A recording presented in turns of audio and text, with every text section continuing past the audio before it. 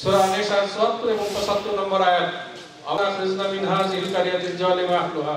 সিরাজগঞ্জে ২০২৪-এর জুলাই আগস্টে ছাত্র জনতার গণ অভ্যুত্থানে আহত ও শহীদদের স্মরণে স্মরণসভা অনুষ্ঠিত হয়েছে। বৃহস্পতিবার সকাল ১১টায় জেলা প্রশাসনের আয়োজনে শহরে এম মনসুর আলী অডিটোরিয়ামে স্মরণসভাটি অনুষ্ঠিত হয়।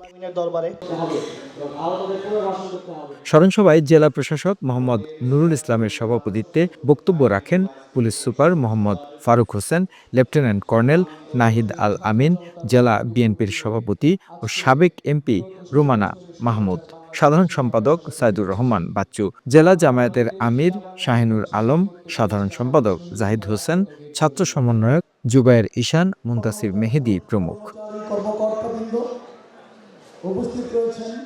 স্মরণসভায় উপস্থিত ছিলেন ২০২৪-এর জুলাই আগস্টের ছাত্র জনতার গণ অভ্যুত্থানে সিরাজগঞ্জের বিভিন্ন স্থানে শহীদ হওয়াদের পরিবার ও আহতদের পরিবারের সদস্যরা। স্মরণসভায় বক্তারা জুলাই আগস্টের চেতনা ধারণ করে আগামী বাংলাদেশ নির্মাণের আহ্বান জানান।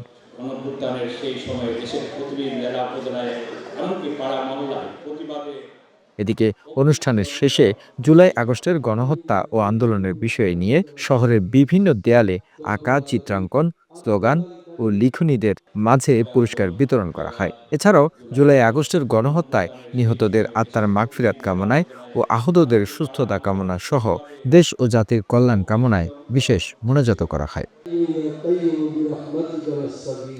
The news Bangladesh desk report. আর যারা আহত হয়েছেন, শরীর এই পৃথিবীর বুকে প্রতিষ্ঠিত রাখার জন্য